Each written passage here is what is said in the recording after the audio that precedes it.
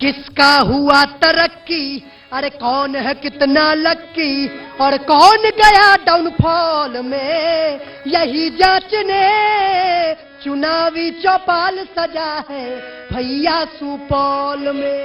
यही जांचने चुनावी चौपाल सजा है भैया सुपौल में। कोशी में बाढ़ आवे, साले साले आने के बादोसी हो, युवा बेरोजगार तो अब हो गईले संतोषी हो। आवते चुनाव होए घोषणा माहौल में, यही जांचने भैया हम आए हैं सुपौल में। हम सुपौल पहुंच चुके हैं और देखिए जनता कितनी उत्साहित है, लगातार लोग तालियां बजा रहे हैं। नमस्कार, स्वागत है आपका एबीपी न्यूज में। आपके साथ मैं हूं अखिलेश आनंद। और जैसा कि आप जानते हैं, इलेक्शन की खबरों का मतलब ही होता है एबीपी न्यूज, और उसी वादे को हम पूरा कर रहे हैं। बिहार के 38 जिले हम घूम चुके, आज सुपौल में मौजूद हैं। ये 38वां जिला बिहार का, और ग्राउंड जीरो से हम आपको तमाम खबरें दिखाने वाले हैं। जनता अपनी बात रखेगी, नेताओं से जवाब लेंगे। लेकिन आज बिहार की राजनीति में किस तरीके से गुजरात से प्रधानमंत्री मोदी ने निशाना साधा है, कैसे पाकिस्तान की एंट्री हो गई है बिहार के चुनाव में, आपको एक रिपोर्ट दिखाते हैं, फिर चर्चा की शुरुआत करेंगे।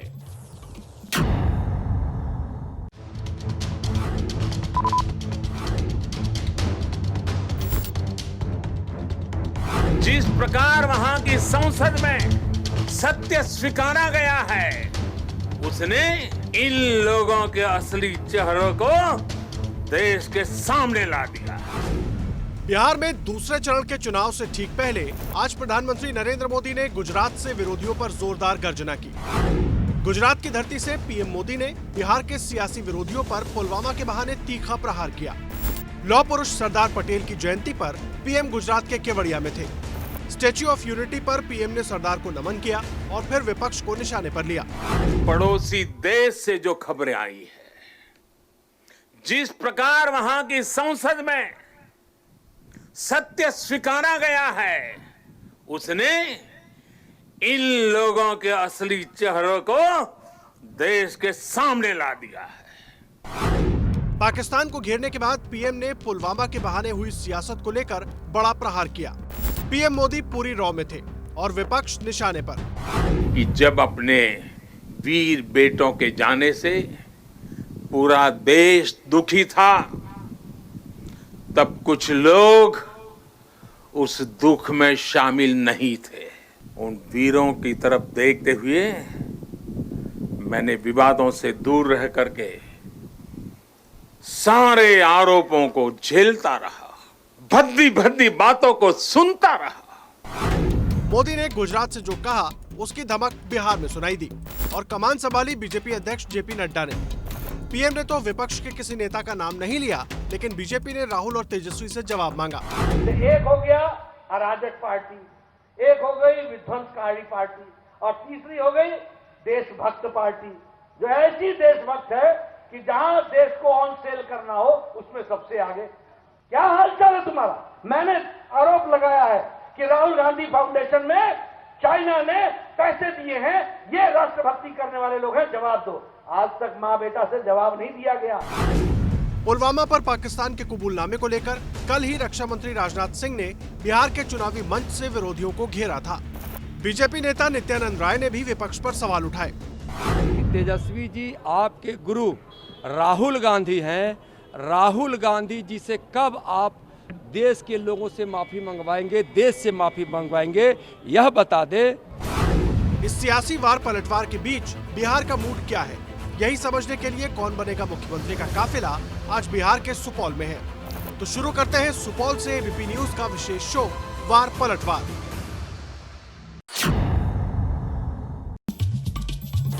जी हाँ, तो सुपौल से वार पलटवार की शुरुआत करेंगे और यहाँ की जनता हमारे साथ मौजूद है कई सवालों के साथ।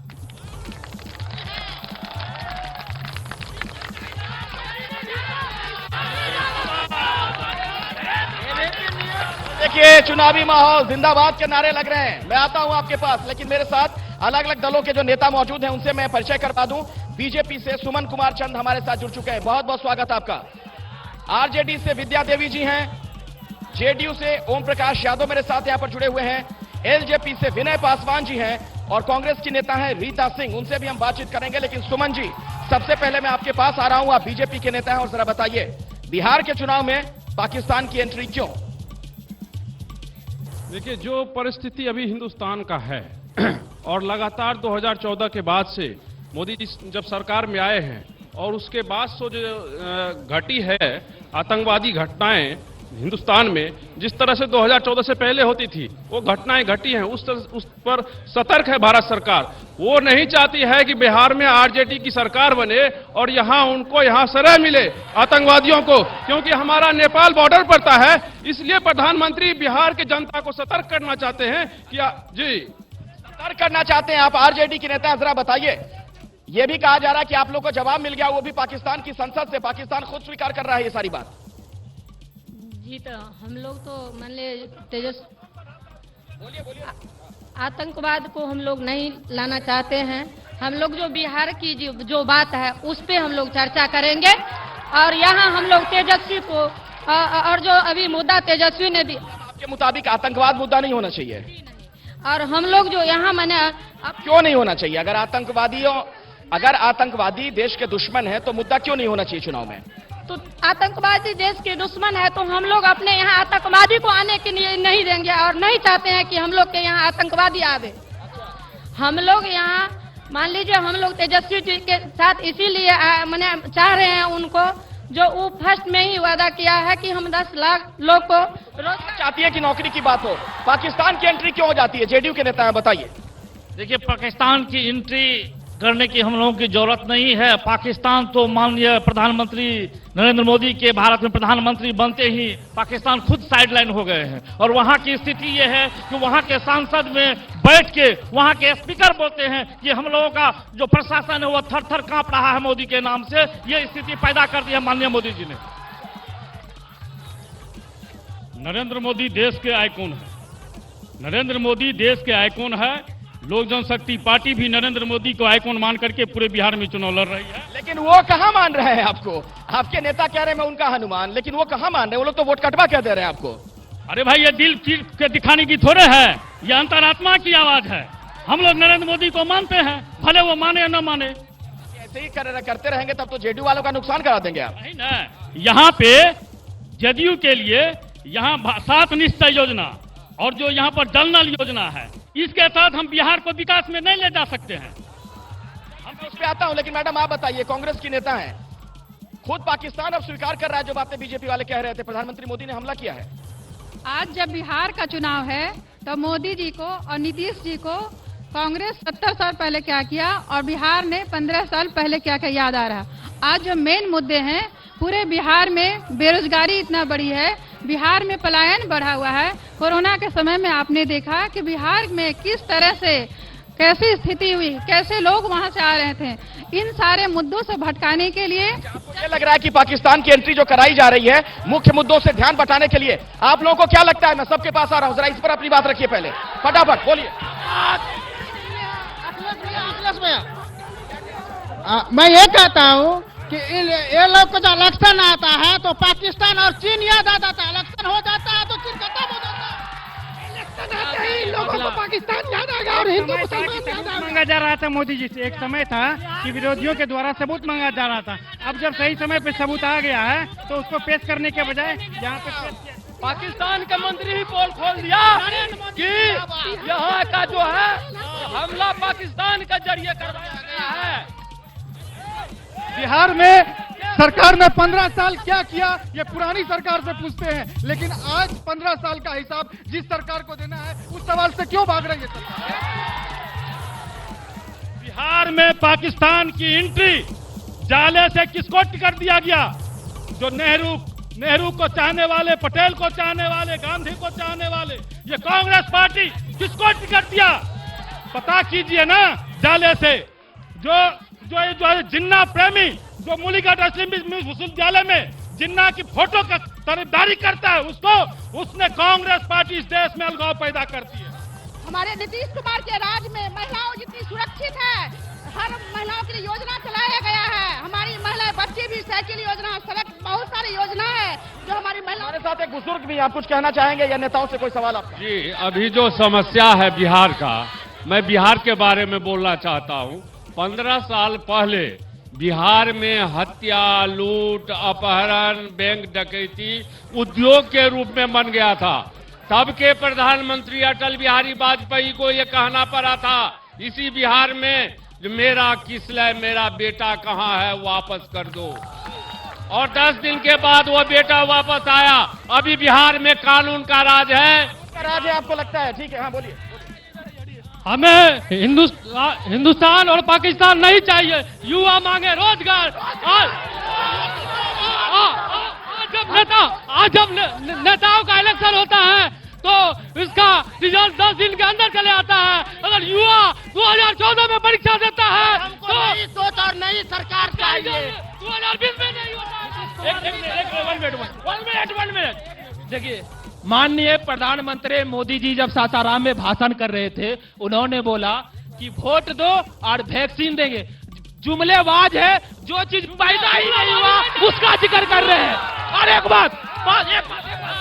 बात, मोदी जी ने 6 साल राज किया। इस बात का ख्याल रखिए, सोशल डिस्टेंसिंग, 2 गज की दूरी है बहुत जरूरी। पीछे चलिए, बोलिए, आपको कुछ कहना है? इनको बोलने दीजिए, एक महिला है। बोलिए, खड़े हो जाइए। आपको कुछ बोलना है तो बोलिए। बोलना है आपको? बोलिए। जी, अभी इसने जो बोला कि रोजगार के बारे में, लॉकडाउन में जो रोजगार दिया गया, खगड़िया से जिस जो योजना की शुरुआत की गई है, वो क्या है फिर? वो क्या है? मैं पूछती हूँ, आरजेडी के 65 एमएलए को टिकट गया गया, जिसमें लूट का मामला, हत्या का मामला, रेप का केस है दर्ज, क्यों किया गया है? मुझे जवाब दीजिए। बिहार का चुनाव नरेंद्र मोदी के नाम पे नहीं लड़ना चाहिए। बिहार में नीतीश कुमार जी के पास कोई विजन नहीं है। आज भूपेंद्र नारायण मंडल विश्वविद्यालय के स्थिति को देख लीजिए आप। 3 साल की डिग्री 6 साल में मिलता है। आज कॉलेज में जाइए एक एडमिट कार्ड लेने के लिए आपको। ओके, इधर किसी को कुछ बोलना है? हाँ बोलिए। जैसा कि बहना ने कही कि यहाँ पर जो है सो महिलाओं की इज्जत सुरक्षित है, तो हम कहना चाहते हैं, हम पूछना चाहते हैं कि मुजफ्फरपुर में जो बालिका गृह कांड हुआ, जिसमें 35 बालिकाओं का इज्जत लूटा गया और उनके साथ अत्याचार राक्षसों की तरह किया गया, जिसमें बच्चियों ने कहा कि वह बड़े बड़े मोच वाले और पेट वाले थे, उनके बारे में बताइए कि यहाँ कितनी इज्जत सुरक्षित है। और जब चुनाव आता है तब हिंदुस्तान पाकिस्तान का बात क्यों होता है? बेरोजगारी पे क्यों नहीं बात होता है? हिंदू मुसलमान क्यों आता है? हिंदू मुसलमान मैं जवाब लेता हूँ। चुनाव आता है तो हिंदुस्तान पाकिस्तान क्यों, बेरोजगारी पर क्यों नहीं बात करते हैं? बीजेपी के नेता, आप जवाब दीजिए।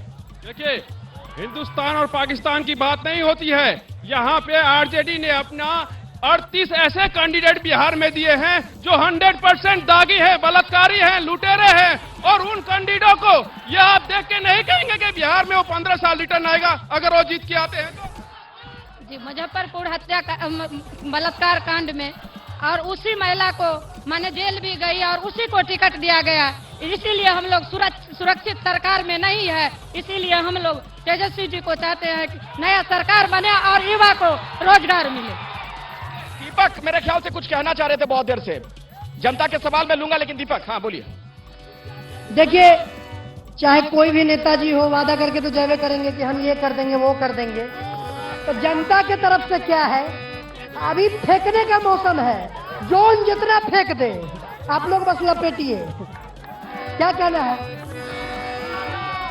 हमसे ये सोच कर तुम ये वादा करो, उन वादों को तुम पूरा कर दोगे क्या? आज आते हो तुम मेरी गलियों में जो वोट मांगने, आज आते हो तुम मेरी गलियों में जो लापता होगे तुम देखते देखते। सोचता हूँ कि वो कितने मासूम थे, क्या से क्या हो गए देखते देखते। अरे यहाँ से तो मंत्री जी भी हैं। मंत्री जी दिखते हैं कि नहीं? ऐसा तो नहीं कि नेताजी गायब हो जाते हैं। जरा बारी बारी से यहाँ से शुरू कर रहा हूँ, वहां तक आऊंगा। मेरे यहाँ का नेता जो विजेंद्र प्रताप जी है, वोट टाइम में सिर्फ नजर आता है, वोट के बाद ना पता। सुनिए, हम लोग स्थानीय मुद्दा पर उनको कोसी का कोई भी मुद्दा आज तक नहीं उठाया है। जो कोसी ब्रिज कितना है, सुनिए, छोड़िए, माइक मत छीनिए, मैं आपको आगाह कर रहा हूँ। हाँ नेताजी आज भी हर पंचायत जा करके अपनी चुनावी रैली को संबोधित किए हैं। आज भी 5 पंचायत में माननीय विजेंद्र प्रसाद यादव जी ने 5 पंचायत जा करके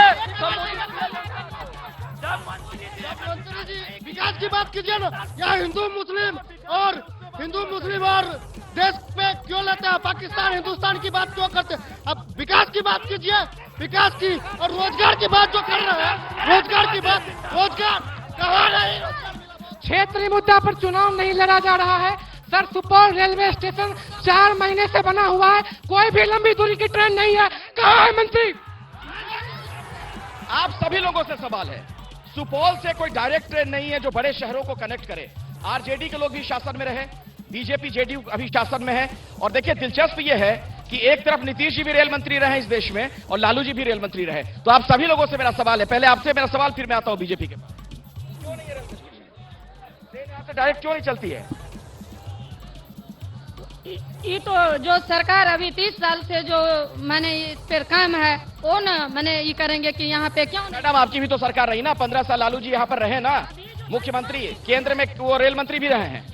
अभी जो वर्तमान में जो है, जो 15 साल से यहाँ में सर और इतना वादा किया था, और मोदी जी भी ये कहते कि हम सरकार बनने के बाद 15 साल का आप जवाब नहीं देंगी, आप जवाब दीजिए। नीतीश जी रेल मंत्री भी रहे और यहाँ के मुख्यमंत्री भी हैं 15 सालों से, क्यों नहीं यहाँ के लोगों को एक ट्रेन दे पाए जो दिल्ली तक पहुंच जाए, डायरेक्ट मुंबई तक पहुंच जाए डायरेक्ट? सर आप बड़ी ट्रेन की बात छोड़ दीजिए, आजादी के बाद पहली बार 86 साल के बाद कोसी को बड़ी रेल लाइन पार किया है आदरणीय विजेंद्र प्रसाद यादव जी के प्रयास से। कांग्रेस की सरकार थी इस देश में, पुरानी रेल लाइन। जवाब लेता हूं, कांग्रेस की नेता है, बताइए क्यों नहीं दे पाई आप लोग? यहाँ पर कांग्रेस सबसे ज्यादा वक्त तक शासन में रही, बिहार में भी, देश में भी। अगर देखा जाए तो कांग्रेस 30 वर्षों से नहीं है, कांग्रेस की सरकार ये पहले कौन थे? कांग्रेस का शासन था ना। देश जब आजाद हुए तो उसका बहुत सारे काम हुए, तो आप 15 साल के बारे में कामों में सुपौल को भूल गए आप लोग। ऐसा नहीं है, एक साथ काम नहीं होता, काम होता है ना। आप 15 साल का हिसाब दीजिए ना कि 15 साल में नौजवान इतने बेरोजगार क्यों हैं? कांग्रेस वाले अपने शासन का हिसाब नहीं देंगे, आरजेडी वाले अपने शासन का हिसाब नहीं देंगे और बीजेपी वाले अपने शासन का हिसाब नहीं देंगे। देखिए नीतीश जी के पास कोई भी विजन नहीं है। हम लोग Bihar first, Bihari first document के साथ। याद आ गया, रामविलास पासवान जी भी तो रहे थे रेल मंत्री, एलजेपी के नेता। जवाब दीजिए, चलिए गिर गए हैं आप, चलिए जवाब। रामविलास जी जिस समय में रेल मंत्री थे कितना काम किए आपके हाजीपुर को रेलवे। मैं सुपौल की बात कर रहा हूँ ना, सुपौल कोई टापू थोड़ी है, आइलैंड थोड़ी है, सुपौल भी बिहार का हिस्सा है। सुपौल में अभी जो यहाँ पे वहां से चलता है सहरसा से, वहां पे ललमनिया होल्ट बनवाए रामविलास जी ने। इतना काम हुआ है क्या? बारी बारी से जिन्होंने अपनी बात नहीं रखी है, आपकी बात हो गई। एक मिनट बोलिए। लालू जी जब रेल मंत्री बने 90,000 करोड़ रुपया हिंदुस्तान को मुनाफा दिया, बिहार को 3 फैक्ट्री दी। आज बीजेपी वाले रेल को बेच रहा है, शिक्षा को बेच रहा है, स्वास्थ्य को बेच रहा है। जब लालू जी रेल मंत्री थे, प्लेटफॉर्म गरीब रथ लाके दिया सहरसा से, पुरवैया रेलवे दिया सहरसा से। इन्होंने 15 साल में कोई सी ट्रेन दिया सहरसा से? अच्छी नहीं है, मैं आपको समझा रहा हूँ आप लोगों को। कोरोना का समय है, दूरी रखिए, 2 गज की दूरी है बहुत जरूरी। मैं पूछना चाहता हूं आरजेडी वाले से कि उन्हीं के शासनकाल में आईआरसीटीसी का भी घोटाला हुआ, यह भी बताने का काम करे। पूछता है बिहार। बोलिए बोलिए, क्या कहना चाहते हैं, बोलिए। आपने सवाल किया कि लालू जी भी रेल मंत्री, आपके बगल में देखिए इंजन का कारखाना है हमारी इसी कोसी कमिश्नरी में। मैं बीजेपी वाला से पूछना चाहता हूं कि आपने क्या दिया? हम नीतीश जी से पूछना चाहते हैं और कहना चाहते हैं, आप जो लालू जी के पिछले 15 साल का डर दिखा करके पुनः सत्ता में आना चाहते हैं, अब आपका यह चाल चलने वाली नहीं है। अब बिहार का युवा को रोजगार चाहिए। माइक क्यों छीनते भाई साहब, बोलिए। ये 15 साल का नीतीश जी को हिसाब देना चाहिए। ये लालू जी का डर दिखा करके सिर्फ 15 साल ये सत्ता पर रहा और आज रोजगार चाहिए। क्यों दिखा रहे हैं? डर शब्द क्यों आ रहा है?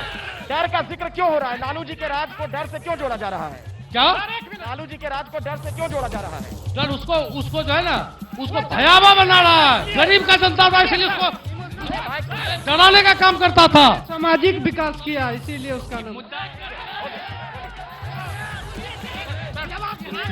रुकिए, मेरा बीजेपी से सवाल, रुकिए एक मिनट, मेरा बीजेपी वालों से सवाल है। आप 19 लाख रोजगार की बात करते हैं और आरजेडी 10 लाख रोजगार की बात करते हैं, उस पर नीतीश कुमार क्यों चुप्पी साधे हुए हैं? ये जवाब दीजिए हमको।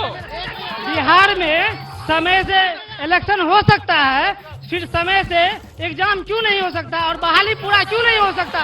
एक ऐसा कानून बनना चाहिए बिहार में जो समय से एग्जाम हो और समय से नौकरी मिले और रोजगार मिले।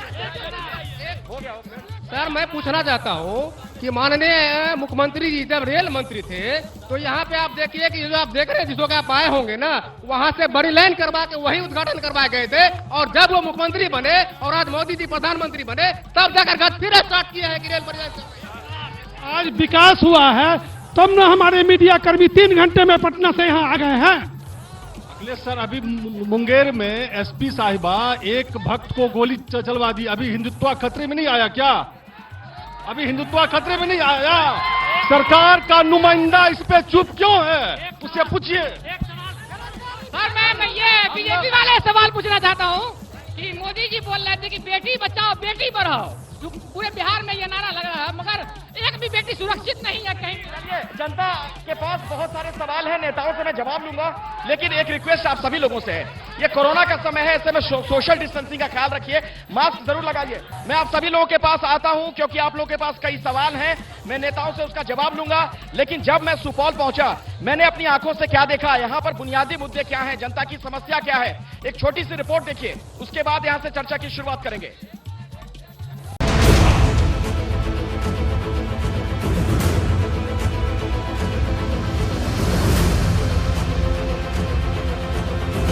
नेपाल के चतरा के पहाड़ों से चलकर कोसी नदी सुपौल जिले के भीमनगर में भारत में प्रवेश करती है। इस वक्त आप कोसी नदी की एक धारा मेरे पीछे देख रहे हैं और एक तरीके से लोग इतने ज्यादा त्रस्त हैं इस वजह से, कोसी नदी इस इलाके के लोगों के लिए एक तरीके से शाप बन चुकी है। वजह मैं आपको बताता हूं, एक तो कटाव, कई गांव जलमग्न हो जाते हैं कटाव की वजह से। यहीं पास में बौरहा पंचायत है, इस बार तो वहां पर यह हालात बने कि जिस प्राथमिक विद्यालय में चुनाव होना था, जिसे पोलिंग बूथ के तौर पर चिन्हित किया गया था, उस तक का कटाव हो गया, वो पोलिंग बूथ ही पानी में जलमग्न हो चुका है। ये त्रासदी कितनी बड़ी है इसका अंदाजा इस बात से आप लगाएं कि चारों तरफ पानी होता है लेकिन लोगों को पीने का पानी नहीं मिल पाता है। क्या होता है माँ जी? धार के पानी पिए, धार के पानी पिए,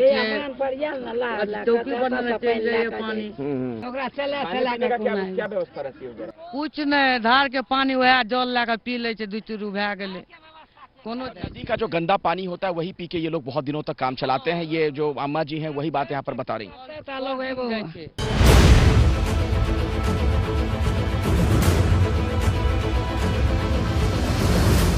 इस वक्त जो मेरे पीछे आप ये बिल्डिंग देख रहे हैं, ये सुपौल की एक बड़ी पहचान है। सुपौल उच्च माध्यमिक विद्यालय लिखा हुआ दिख रहा है आपको। ये 1898 में इसका निर्माण हुआ था और विलियम्स स्कूल के तौर पर इस इलाके में इसे जाना जाता था। एच.सी. विलियम्स जो कि भागलपुर डिवीजन के तब कमिश्नर थे, यानी अंग्रेजों के जमाने में ही ये बिल्डिंग बनी थी और तब से ये शिक्षा का केंद्र है।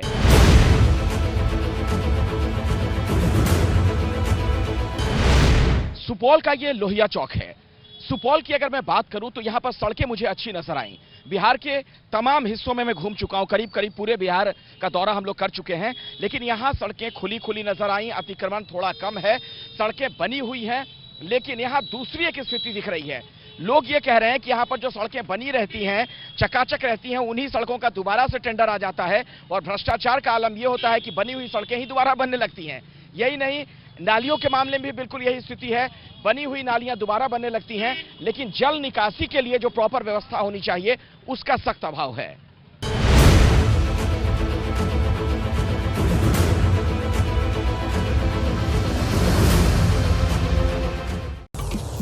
तो ये तो मेरी रिपोर्ट आपने देखी। अब सीधे मैं जनता से मुखातिब होता हूं और उन्हीं से पूछता हूं कि यहां पर समस्या क्या है, क्या क्या कहना लोग। मेरा कहना है, जो लालू जी दरोगा के जो बहाली निकाले उसके बाद एक भी बहाली हुई, 4.5 लाख माने सीट खाली है, पड़ा हुआ है। मेरा कहना है जो इतना कोरोना महामारी के दौर में डॉक्टर की इतनी जरूरत थी, लेकिन एक भी डॉक्टर जो है सही सूरत से नहीं किया। एक बुजुर्ग सदन है, एक बुजुर्ग हैं, आप खड़े नहीं हो पा रहे हैं, बोलिए क्या कहना चाहते हैं? हमारा कहना यह है कि ये लोग मोदी जी और नीतीश कुमार जब अपने परिवार का नहीं हुआ तो ये हम लोग का क्या होगा? माइक छीन रहे हैं आप, माइक पर छीनिए। सुनिए, हम लोगों का स्थानीय जो समस्या है, बेरिया मंच से लेके मांगा सीहोल तक जो सड़क और पुल बनाएगा, मेडिकल कॉलेज को स्वीकृत करेगा, हम लोग उसी को वोट देंगे। आज महंगाई देखिए, दारू। सर यहाँ सर सुपौल में तरक्की हुआ, इसमें कोई दो राय नहीं, लेकिन मेरा विजेंद्र प्रसाद जी से कहना है कि कोसी में एम्स स्वीकृति हुआ था जो यहाँ से रिटर्न चला गया दरभंगा, ये गलत बात है। और सर इस मुद्दा पे हम लोग वोट नहीं देंगे। आरजेडी जिंदाबाद। मैं सुमन जी से एक सवाल करता हूं कि सुमन जी, जब भी चुनाव आता है तो हिंदुस्तान पाकिस्तान क्यों? हम लोग 2019 से टीचर नियोजन का फॉर्म भर के रोड पे बौख रहे हैं। आज तक हम लोग का कोई भी नीतीश सरकार में सुनवाई नहीं हो रहा। माइक पर छीनिए, मैं बोल रहा हूँ। बाहर की प्रवक्ता जो आई है, क्या कोसी जोन में प्रवक्ता नहीं है कांग्रेस के पास, जो आज बाहर से कोई नहीं दिया नहीं? सर आप एक सेकंड में सबसे रिक्वेस्ट कर रहा हूं, प्लीज आप लोग शांत हो जाएं। मैं ये कहना चाहता हूं कि आप सुपौल की पावन धरती पे आए हैं, सुपौल की बात कीजिए। यहाँ के माननीय विधायक श्री विजेंद्र प्रसाद जी के खिलाफ कोई कैंडिडेट नहीं मिल रहा था। आज उनका किया हुआ काम ऐसा है कि कोई मिल नहीं पाता उनके। एक मिनट रुकिए, पीछे वालों को बोलने दीजिए ना, आप लोगों ने हाईजैक कर लिया एकदम। पीछे वालों को भी बोलने दीजिए, एक मिनट। मैं सबके पास आऊंगा, पहले उनको बोलने दीजिए, उनको बोलने दीजिए, वो भी एक युवा है। मत पकड़िए, माइक मत पकड़िए, आप अपनी बात। हम बोलना चाहते हैं कि रोड सड़क से क्या होगा, रोजगार जब नहीं रहेगा तो हम लोग क्या करेंगे? यहाँ पर जितना बेरोजगार है, मेरे पास एक ही वोट है, समझ में नहीं आ रहा है वैक्सीन ले या नौकरी। यहाँ कोसी के नाम पर हर साल जो लूट घसोट होता है, ये कब बंद होगा? यहाँ के नेता माइक छोड़ी, माइक मत छीनिए, माइक मत छीनिए, बोलिए अपनी बात रखिए ना, माइक दे रहा हूँ। हमारा चिराग कुमार के बारे में माइक मत छीनिए, आपको समझ में नहीं आ रही बात, इतनी बार मैं कह रहा हूँ। कोविड का समय है ना, कोरोना का समय है। हमारा खिलाफ वतन के खिलाफ जलता है, इसीलिए तो आज जमाने को आज खलता है। इसलिए खलता है क्योंकि चहुमुखी विकास हुआ है सुपौल की सरजमीन का, और तरह तरह के एक मिनट हॉस्पिटल में अल्ट्रासाउंड नहीं मिल रहा था। बोलिए क्या कहना था? It's very very important. Education और स्वास्थ्य जो है वो सबसे बड़ा मुद्दा है। बाढ़ प्रभावित इलाका है, उन चीज़ों पे ध्यान देना चाहिए। Education is very very important that. और सबसे बड़ी चीज़ है जो हमारी एजुकेशन, हमारे सबसे पहला डेवलपमेंट है। Second thing third. आपकी बात हो गई, एक मिनट सुनिए मेरी बात। कोरोना का समय है, मैं आप लोगों को बार बार कह रहा हूं, थोड़ा सोशल डिस्टेंसिंग का ख्याल रखिए। 2 गज की दूरी है, बहुत जरूरी। दूरी बनाइए और मास्क जरूर लगाइए। दीपक, मैं आता हूं, आप लोगों से जवाब लूंगा। आ रहा हूं मैं आप लोग को आता हूं। देखिए, इलेक्शन से पहले इलेक्शन के बाद कैसे बदलाव होता है वो हम बता रहे हैं 4 शब्दों में।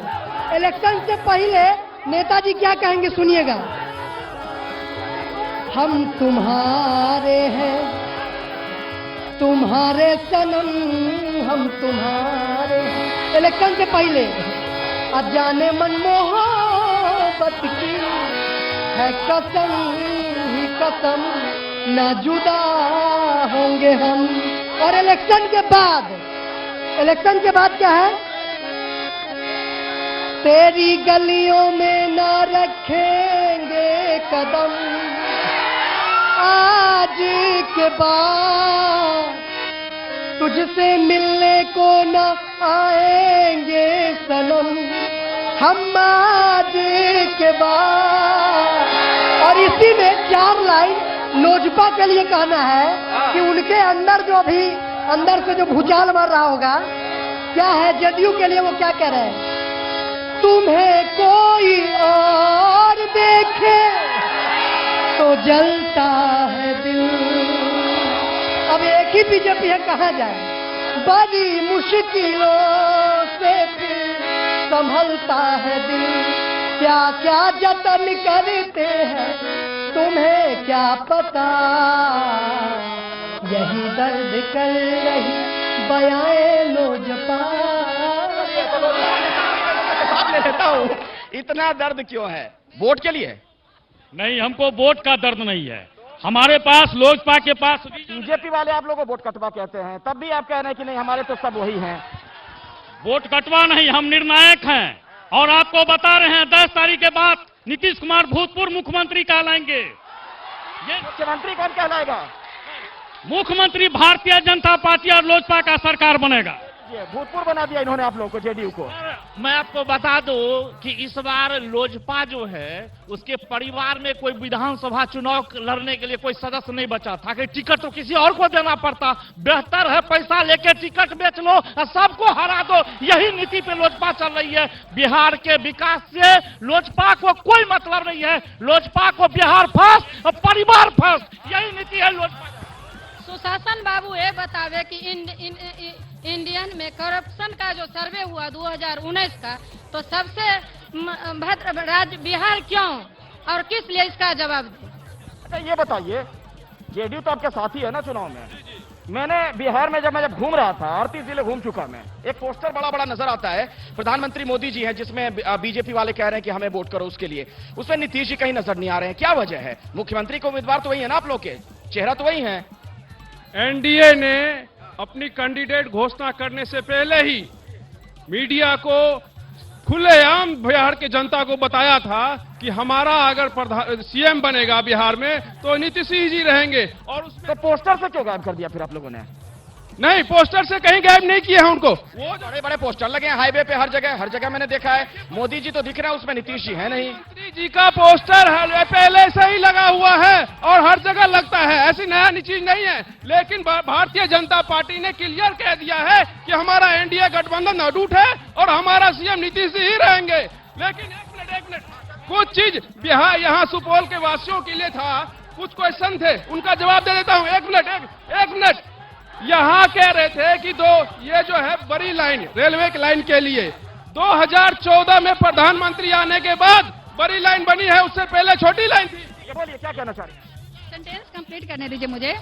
पहले भाई साहब ने एक प्रश्न पूछा है, मैं उसका उत्तर दे दूं कि मैं सुपौल की नहीं लेकिन मैं बिहार की ही हूं। और इसी सुपौल के आरके सिंह जी हैं जो भोजपुर में जाकर के सांसद बने हैं और भोजपुर के लोगों ने सम्मान दिया। मैं उसी भोजपुर से आई हूँ।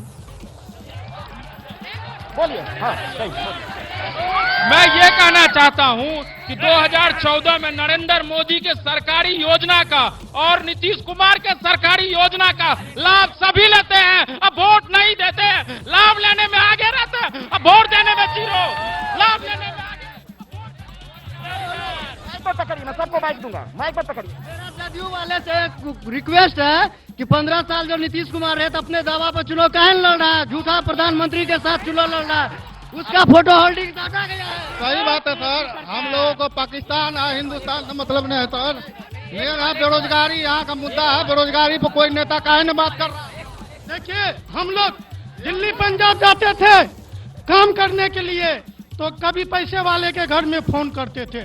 पासवान जी ऐसा काम किया, बोला कि मोबाइल घर घर बैगन के तरह होगा। देखिए, सब गरीब के घर में मोबाइल कौन दिया? तो रामविलास। उनको बोलने दीजिए, पीछे से आए बुजुर्ग हैं, आइए सामने आइए, जरा उनको आने दीजिए, बोलने दीजिए। देखिए, कोई भी सरकार मजदूर के लिए आज तक कुछ नहीं कर पाई है, और यह सरकार जो है मजदूरों के लिए आज जो है कुछ न कुछ बेड़ा उठाने जा रही है। इसलिए जो हमारा कहना है कि ये सरकार को दिया जाए। मोदी जी आते हैं। ओके, अब जरा इधर भी कुछ लोगों से बात कर लो, बोलिए क्या कहना चाह रहे हैं, बोलिए। किस विकास की बात कर रहे हैं हमारे प्रधानमंत्री? पता होना चाहिए कि इंडिया ऐसा एक कंट्री है जिसमें 68.7% लोग दुकान बसर करते हैं। और सर एक मिनट सर, क्या अभी? अरे पूरा भाषण थोड़ी दे देंगे, अपनी बात रखिए। हंगामा मत कीजिए।